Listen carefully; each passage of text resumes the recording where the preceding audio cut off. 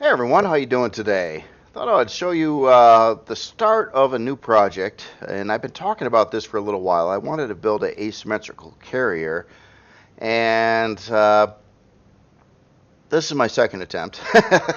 At building something new, I tried a first attempt being completely asymmetrical from the start of the build, and honestly, I didn't like a lot of aspects of it. Then I decided to start over before I was very far into it. I wasn't. I didn't put a lot of time into that first attempt. And then this one, what I did is I changed my building plans around a little bit.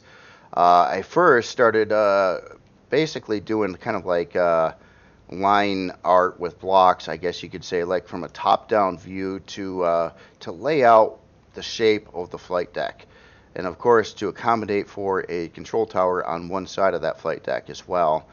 And parts of it are symmetrically done, and parts of it are not. And that's kind of where I changed from the last build. Is originally I had like this the front of it kind of like even where this flight deck came out, it was kind of like set to one side a little bit, and it looked funky. It looked weird. I wasn't on board with it. So then I kind of did some symmetry. Like this front area right now is kind of symmetrically built here to a point, but then it like all of a sudden it like jogs on this side different than it does on the other side over here, and then the entire side walls are going to be symmetric or asymmetrically built on either side. They won't even line up if I try to use symmetry if I wanted to. Anyway, and then yeah, stuff like that. And then obviously you got a control tower on one side, and I used a little bit of symmetry when I was building this up to save a little bit of time.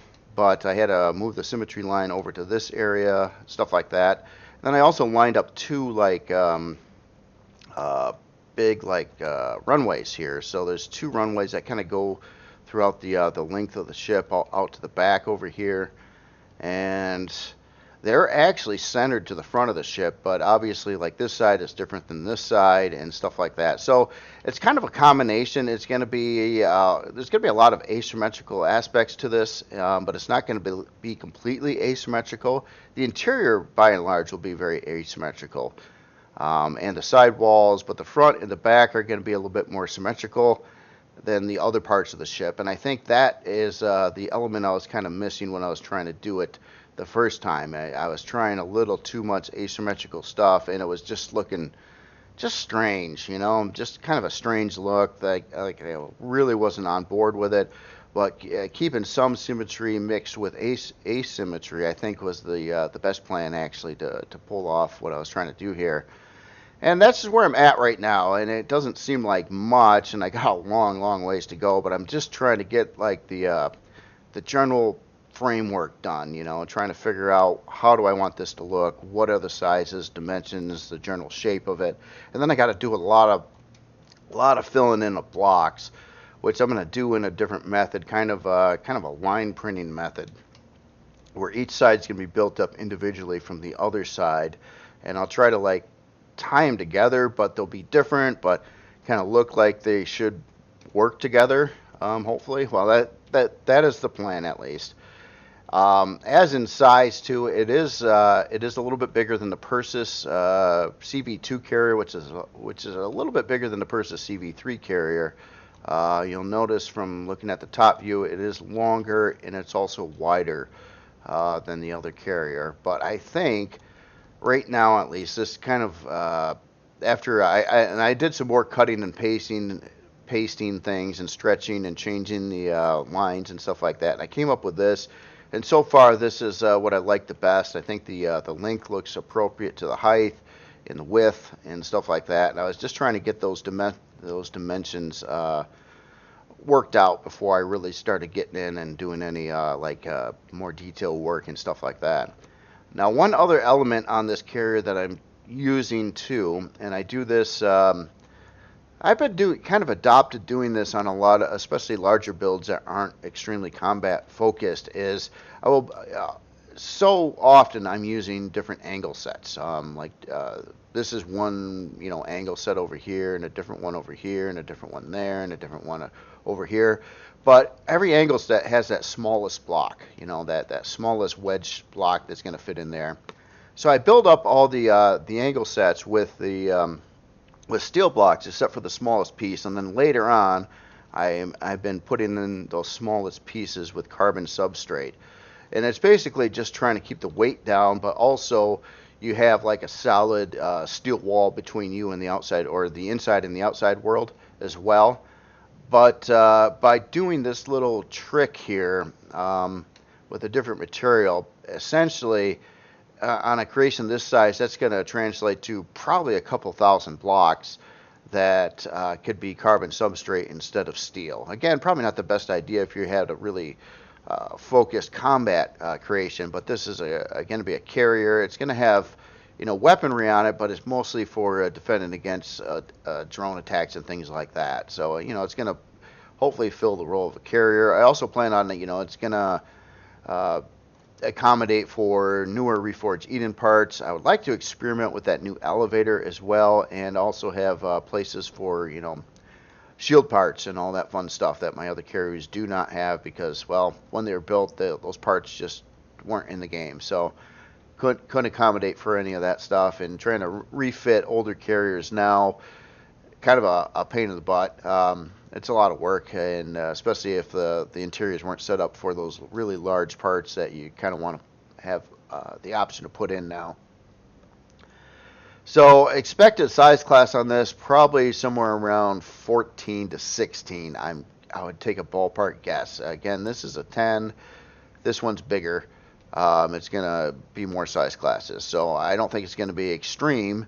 It's not going to be like way up there and unusable in game or anything like that. Maybe on some servers, but hopefully it comes out right. Now, a question I did have for everyone though is, my initial approach here was to build this for Skaar, because I wanted to build something for Skaar. It's been a while, and I kind of miss working with the Skaar textures and the decor of the Skaar. But then when I got to this phase, I'm like, it could work as Skaar. If I did go Skaar with it, it'd probably be a little more crude looking. It would have more jaggies, probably more pipes and rust and things like that. Or I could actually build this for the humans as well, and then it would be probably grayer, cleaner, and that general approach. Either way, function-wise, it'd be the same. It's just on aesthetics, on the overall look of it. So I'm curious what you think this ought to be. You think I ought to keep on going with the Skaar idea and kind of Skaarify it essentially, or should I try to keep this kind of more tied into like the human military look? Probably more of a gray design if I was going to kind of keep it that way. I sort of got away from doing the whites and blacks on the humans, and those kind of shifted more to the Imperial faction, because that's kind of what they're doing, except with a little bit different texturing.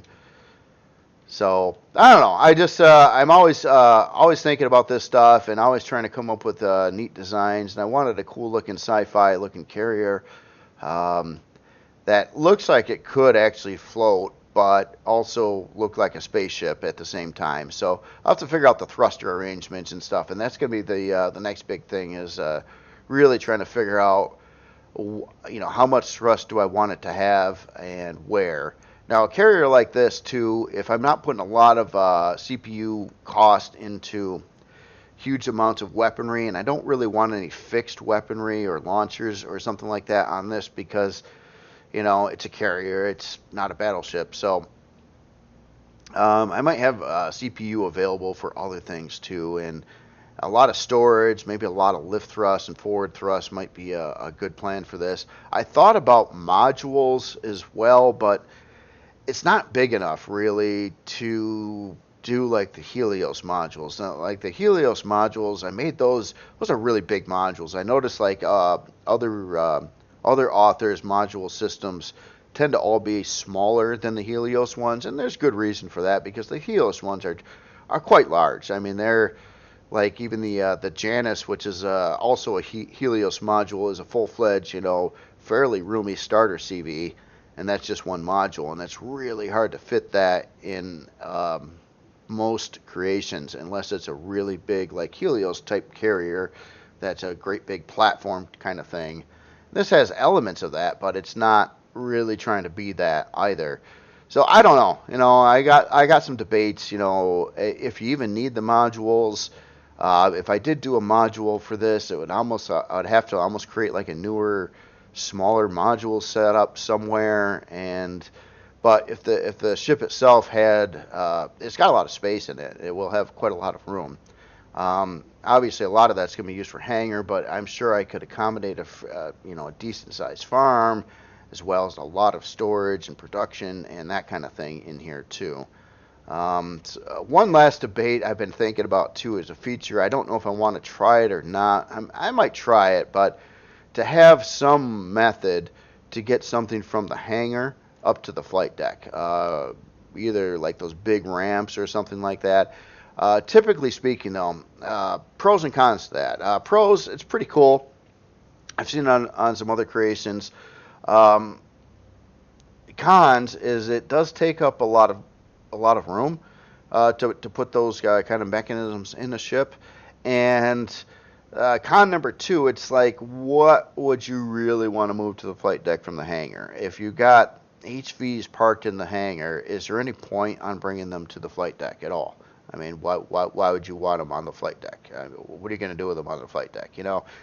And all the SVs or CVs that you could park on here that um, they just park on the flight deck. So, it's a really neat method. I wish there was a big platform vertical elevator like you would see on an actual aircraft carrier where they store like the SVs below and then they would put them up a big lift that takes them up to the flight deck. And some of the larger carriers, I think, even have multiple lifts, do a couple at a time at least. That would be really cool. But I don't think there's a part quite like that. And that is a bit problematic as well. So I don't know what I want to do with that. The last feature I wanted this to have, and what I'm doing for a hangar door on the front here, oh, looks like I'm missing a block there, missing a lot of blocks, is the hangar door is 15 by 5, and I'm using force fields, so it's got 5 3 by 5 force fields in the area, and I wanted this a pass-through hangar, so you go through the front, and then it'll line perfectly up to the back, and there'll be another hangar opening off the back, so you can literally fly right through the ship. I kind of prefer that. If you're going to have a big carrier like this, what I don't like necessarily, and the HeCat doesn't do it, but the Persis does, is the Persis, when you come into the hangar, now it's got a lot of ways in the hangar, including a top door over here, but essentially speaking, you'd park and then you'd have to like turn your ship one way or another to leave the hangar. You couldn't just park and then go flying right out the front side. And that's kind of what I liked about the Hecate carrier. I don't think I said that right. Is this one had this big hangar and it had this big pass-through hangar on it. Right like that. So I found this really easy to work with. Like you could just park somewhere, and then when you're going to leave, you don't have to turn your ship around inside the hangar or anything like that. You just keep on flying. So I kind of wanted this one to operate off that method too, especially if it wasn't trying to be all tough and sturdy or be used to engage enemy CVs and stuff like that. I'm not so worried about it.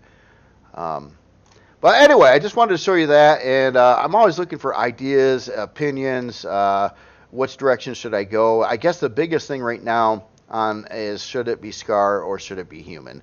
I'm kind of ruling MCRN out, not because I have any big problem with MCRN, but it's just the whole faction itself is based off from The Expanse, TV show and books, and for Empyrion, I didn't really want something that directly involved in some other sci-fi franchise.